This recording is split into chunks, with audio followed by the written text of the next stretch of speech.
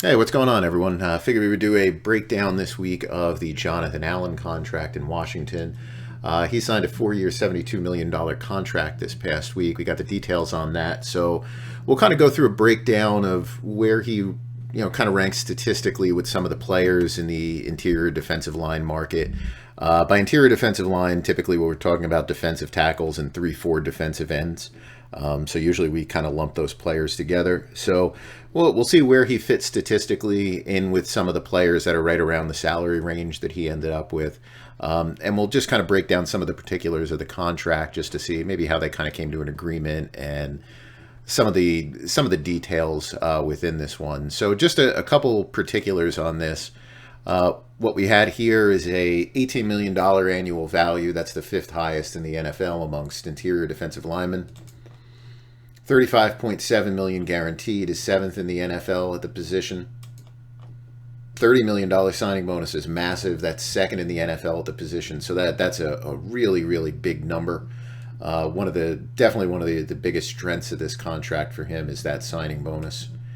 And finally, his 3-year cash flow on this 4-year deal is $55 million in new money, and that is sixth in the NFL. Now, it probably didn't happen as much with this deal, but I know a lot of times when you see players who are right around kind of that top 5 mark, some people start to begin to question, well, why didn't they end up higher? And I don't think that's the case here, only because I think Allen kind of flies under the radar a little bit in Washington. Though Washington did make the playoffs this year, and the defense as a whole was pretty good, I kind of think he's one of those guys that people haven't paid as much attention to. I know when I would get questions about him a lot, and I would mention that I thought he was probably going to be right in this range. I figured he would be in that 17 to 18.5 million ballpark. I think sometimes that kind of caught people a little bit off guard. But I think it's just kind of the lay of the land that's there. But I think that money-wise, this is certainly a fair figure.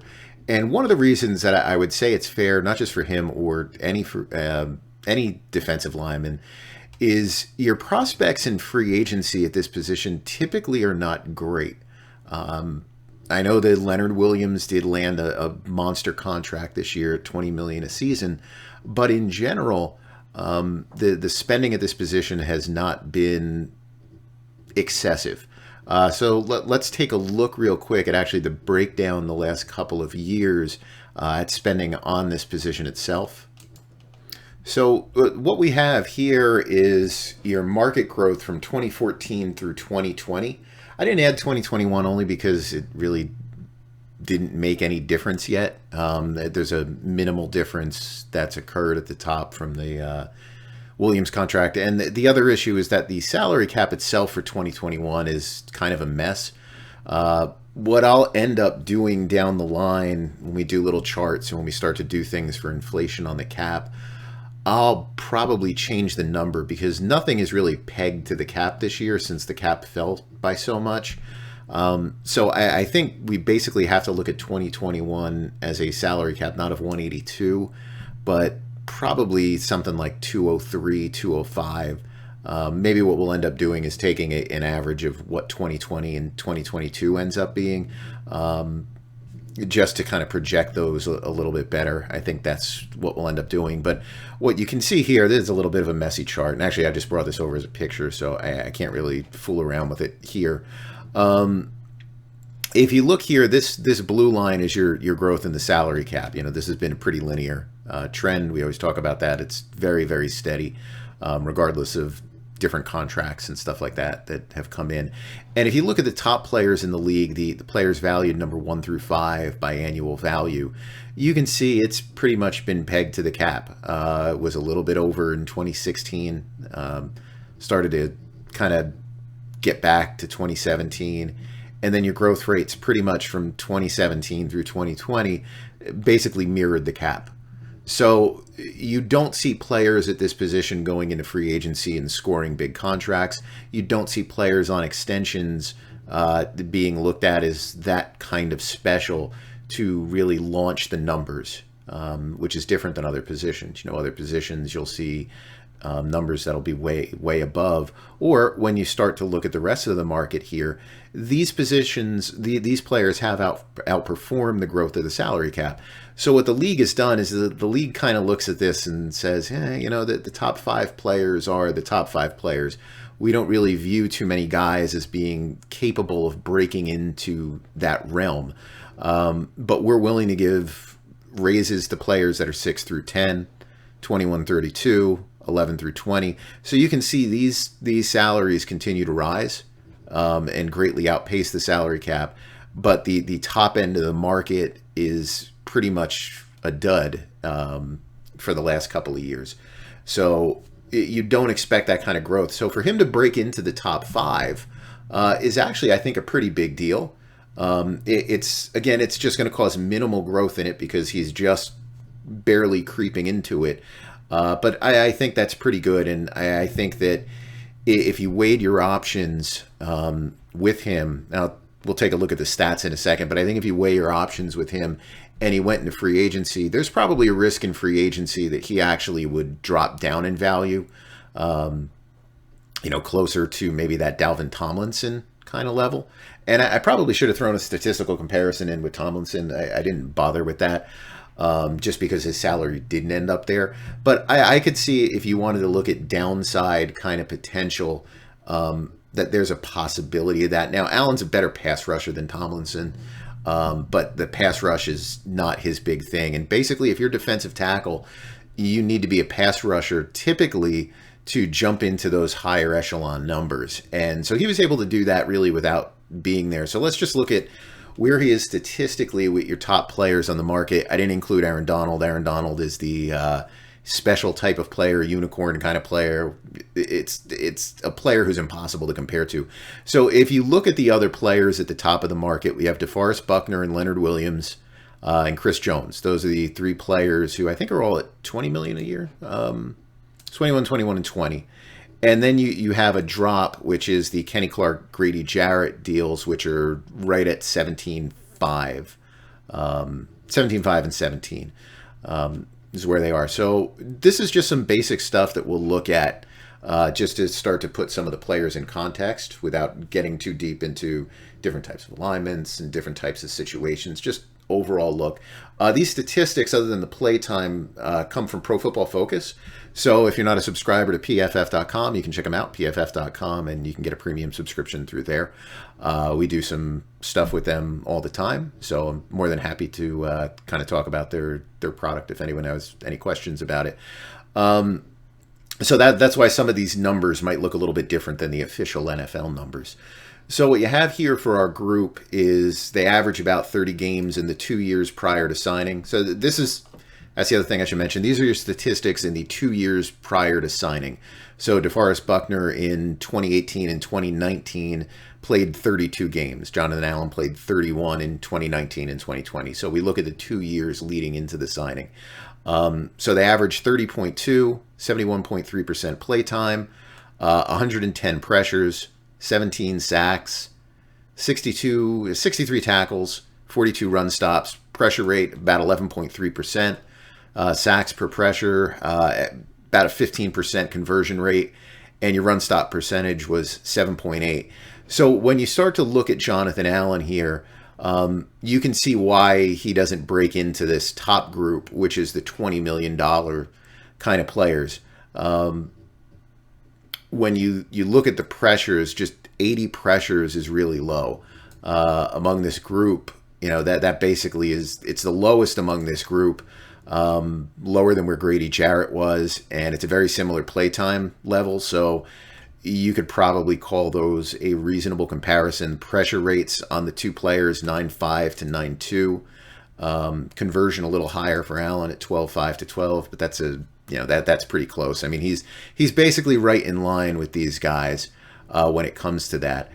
And his strengths, when you look at it, are the things that teams oftentimes do not pay for. And what they don't pay for are these categories right here, tackles and run stops. It's important, but typically they pay for pressure production. So his 86 tackles is highest among all these players. His 54 run stops is second only to Kenny Clark. The 8.6 run stop percentage is third behind Clark and Jarrett. So he wasn't as efficient as those two players, but certainly is an important player in this regard for Washington's defense.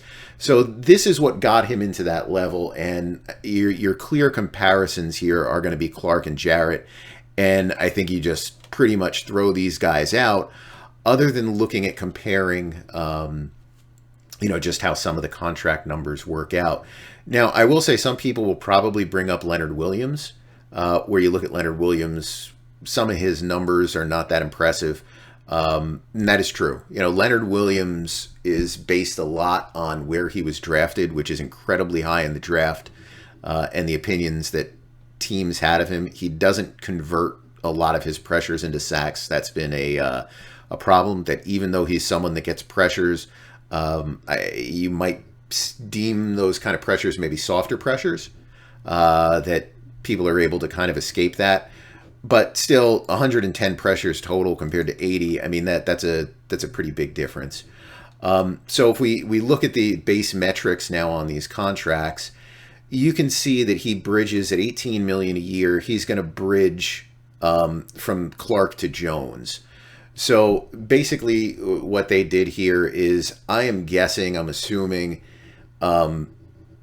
Washington looked at this as the clear comparable contract. And I'm guessing that Allen's goal was specifically to make sure that they got more money than Clark within this deal. So annual value comes in at 18, so he's going to rank number 4 among this group. Just a little bit above Kenny Clark and a little bit above Jarrett. Jarrett's deal was signed 2 years ago, so that one's a little bit more out. Trade-offs that you see here, I think very clearly are in the guarantees on this. The guarantee is at $35.6 million, if the information we have on it is correct, is a bit on the low side. Now, it's possible we don't have that number completely right. But that one clearly is a trade-off. So his 35.6 comes in below everybody except Kenny Clark. And Kenny Clark's guarantee, it's one of the things that you do with the Packers. They don't do anything beyond the signing bonus. So you can see on a yearly basis, Buckner's at 14, Williams is at 15, Jones is at 15, Clark is at 6.2 because they only do the bonus, Jarrett's at 10.6, and Allen's at 8.9. Now, this isn't even getting into the fact that he had $10 million existing in his contract. And we can do that for all the players. I did that in the last video. For this one, I figured I would just do the baseline numbers here. But you can see that this was a clear trade-off, that Washington was not going to be willing to do the high level of guarantees that you see. 49.5% of the new money value is guaranteed, compared to 67, 71, 75. Now, those include, for some of the players, some extra money that's in there. This is injury protection, not full protection. Jarrett was at 63%. So I would say that that's a clear trade-off that was there. I think the other thing that was a big trade-off here is the per-game active roster bonuses. Now, he really hasn't missed many games. As we said, he's only missed, I think, 1 game in the last 2 years, I think is what was on that prior page. 5.6% of his total contract value is actually paid out in per-game bonuses. So one of the things that you can do when you have a lot of per-game bonuses in there is you can back those numbers out. And what you do is you come up with a downside value on a contract. And you can see most of the players don't have it. The only one who does is Kenny Clark at 3.4%. Now, both Washington and the Packers traditionally use per-game bonuses for all their players. So it's not out of the ordinary that they got them. The numbers for Allen in particular at $4 million total, I think that number was pretty striking. So if you count the downside for him here, basically what you're doing is you're going to take $1 million a year off his contract, and you're going to bring him down to a $17 million contract is the downside number. if he was to miss all those games. Now, obviously, if you miss all those games, you're not going to see the end of your contract, but that's just one of the ways that you can measure it. And given that it is in every year of his contract, I would say that it's logical that that we can look at it that way. So I think it's a creative way to probably, again, bridge a little bit of a gap. Washington probably saw him as an equivalent to Kenny Clark. If you do the same for Kenny Clark and you back out his per game bonuses, it'll work out to about $16.9 million a year, I think. So 17, this gives Jonathan Allen the downside of 17, which is the same downside as Grady Jarrett and basically the same downside as Kenny Clark. So my assumption would be that Washington probably standard offer probably $500,000 a year in per game bonuses, jumped it up to $1 million in order to kind of get the numbers to meet somewhere in the middle, so they could get a deal done. The other thing that was big here is the signing bonus, and that's a clear concession by Washington. A $30 million signing bonus is massive. The average bonus for this group was 13.4. Now, one of the reasons it's that low is Buckner didn't get one because the Colts really haven't used them that much. So even if we just pull that one out, you're looking at a 16.7, 16.8, and we're talking about a 30. So that 30 number is huge. 42% of the contract is paid as a signing bonus. That's more than Leonard Williams.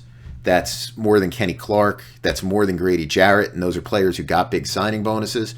84% of his entire guarantee is paid as a signing bonus. So that's really important too, because there's no risk at all with your signing bonus other than the forfeiture stuff. But you have no chance of voiding your guarantees. So if we're only looking at a player who's got $5 million in additional guarantees, there's not too much then that you're going to lose on the entire portion of the contract. So I would say one of the reasons why the guarantee total here didn't reach that $45 million number, which really is the kind of market number that you would have assumed that he would have been at. Probably would have been like 43, 44, a little bit over Jarrett, maybe a little bit under Leonard Williams. I would guess that the thing was, if they're going to do it this way, well, then it all has to be promised in the first year as the bonus. Now, the payments are going to be a little bit different, but that you have this money just completely locked in. And this money does a little bit more than that too, which we'll kind of get to in a second. Next thing to look at is the cash flows on the contract. So if we look at these three, there's not a lot of the players were extended. We had two franchise players in Jones and Jarrett. Leonard Williams was a franchise player as well. So you had three franchise players, and then you have Buckner and Clark on the extensions. So our extensions were $15 million in new money. You can see that Allen gets 20.5, so that's a big jump for him. Average of the group was 23 million in year one. He's at 24. He's a little bit below Jarrett, but way above Chris Jones, way above Kenny Clark. So this is a really big number for him. Really, just if you look at the raise that he got this year, how big of a number that is for him, because you're talking about 20.5 million in new money. That's more than Jones got in the first year. That's almost what Kenny Clark got through year one. And he'll be at 24 million through year one. 39.5, nothing to sneeze at through year two. So the 39.5 number through year two on this deal is also pretty solid. It's well above Jarrett, it's well above Kenny Clark, and it's above Chris Jones, who's a $20 million a year player. So sometimes when we look at these things with annual values, you can kind of lose focus when you don't pay attention to the way the cash breakdowns are on the deal.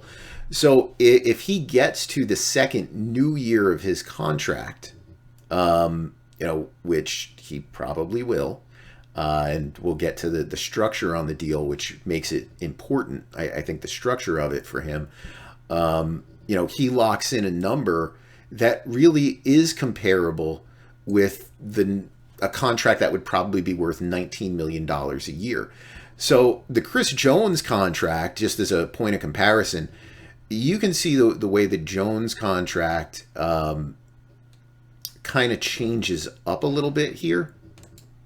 which is a more traditional way of doing contracts. A lot of times when you kind of bridge these divides, you will have a big turn in year 3. You know, the contract that we talked about last week for Fred Warner kind of had that turn in year 3 where it really makes the jump to be the market leader with the way that it plays out in the 3rd year of the deal. And that's what Jones's does. And that's a more traditional way that people will structure these deals. This one is different than that. This one is a high up front and then starts to come down. This is a much better structure for the player than the Jones way. So as we get to here, you see at 55, he's still above Clark and Jarrett by a pretty good number. But this is where he falls behind Jones. And, you know, you're not going to get to $20 million a year, but this is a really nice structure, I think, to have. If you compare him to Jones as kind of being this $20 million a year player that's more of a $20 million a year on paper than it is in the actual structure of the contract.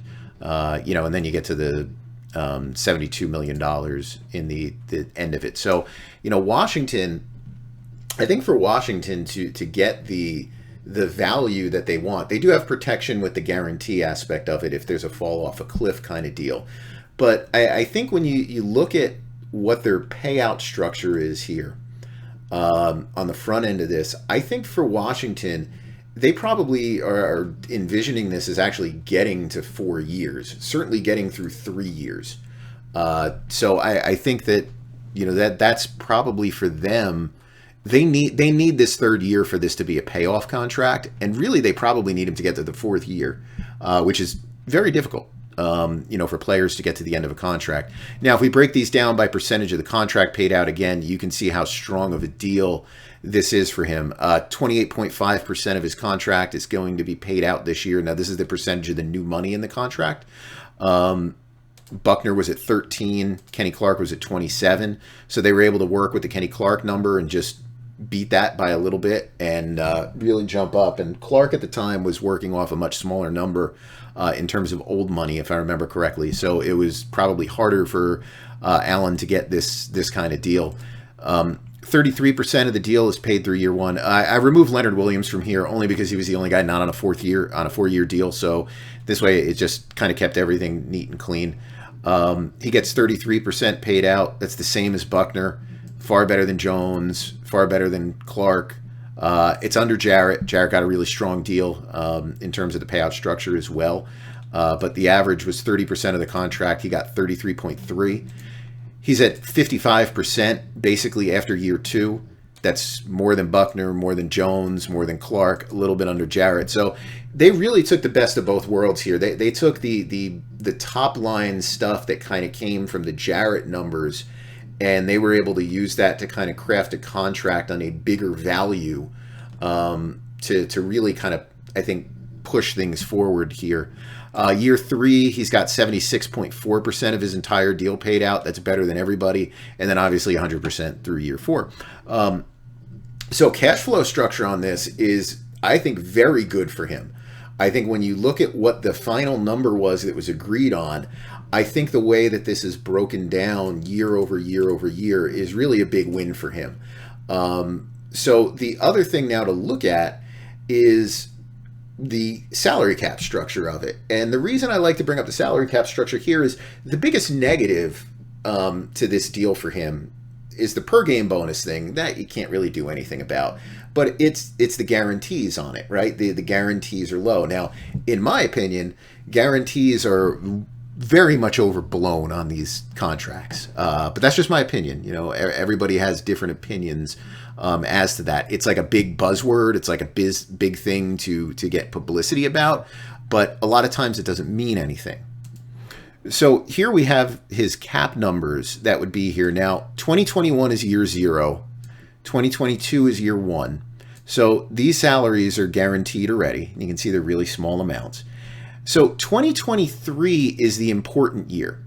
This gets us to our 2-year cash flow, you know, which we go back here. Our 2-year new money cash flow is $39.5 million. So you have that plus that additional 10 million that he already had in his deal. So you're looking at a big total number here, despite the fact that we're only looking at, on paper, 35 million in guarantees. Because our payout at this point in time on the total contract value, which includes the old money in the deal, is our 30 million on the signing bonus, all right?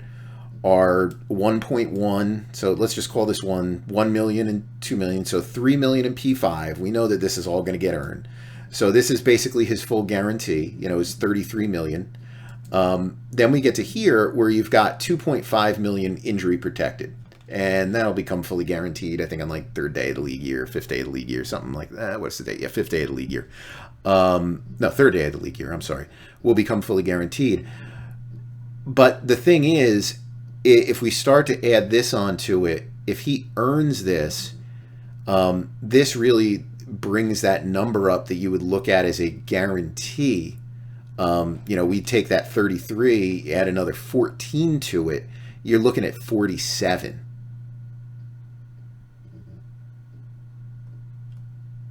So, that's a big number. Plus the likelihood in the early stages of these per game bonuses being earned. So when we look at the salary cap structure, Washington opted for lower numbers. I'll take a look at their salary cap. Let's take a look at their salary cap position. Maybe there's a reason why. They have 44 million next year in cap room, 16 this year. They have free agent is here. They don't have a quarterback, but it's not like they're going to sign somebody for a bunch of money, I wouldn't think. So I'm not really sure why they structured it that way, looking at it. But anyway, it's a 7-1, a 9-5, and then a 21-5. But the dead money to cut him at that point in time is $18 million. So this is why the structure of the deal, having that signing bonus, to me, is very, very important. I'm guessing that the structure, just thinking about this, is maybe just the thought that the salary cap is low next year. It'll be higher in 2023. That's a thing. It's not really an important thing if you have cap space. It's an important thing if you're one of these teams that's going to be capped out and needs to wait for that extra money to kick in. But either way, the 6 of one, half dozen of the other. But if they were to cut him this year, you'd be looking at only a savings of 3.5 million on the cap. You'd carry 18 dead. If he was injured and this guarantee kicks in, it's basically even. You don't gain anything because he's got the injury protection. If you June 1 him to do the 6 and the 12, 6 million this year, 12 million in 2024, you would have to hold a cap number of 21.5 million until, much later on. You'd have to hold that until June 2nd on your cap. So that's not really good for you either. And I think the other thing is just the cash flow aspect of it. You go back to this chart again, you would have paid him 24 million in new money for 1 year. You could have just franchise tagged him for a lot less than that. So, I think you can look at this. I would look at this. I would look at this structure, and I would say, given the sunk costs they have in here, the cost to cut on the cap, this is pretty much a close to a virtual guarantee. So even though when we go back here and we look at these numbers, which is that they do have protection in the guarantee, in that he's only got 35.6, his actual earnings, the money that he should earn that is kind of protected within that contract structure, is right in line with these $40 million figures, which is the number we talked about before. That you would have liked to have seen the guarantee be at like 44 million. Why they didn't want to do that, why they didn't want to put a vesting date on the entire salary, it gives the team a little bit more leeway to ask for a pay cut. And again, he's got a lot of leverage because of this. So I think it would be similar to what we saw in Cleveland last year with Vernon, where they got him to take a pay cut of like $2 or $3 million. That still puts his money way up there, I think, in the numbers there. So I like this. I think this is a reason why when I talk about things like structure on a contract is important. Signing bonus can be very important. Option bonuses can be important. A lot of people just kind of toss that off. And it's just kind of like guarantee, guarantee, guarantee.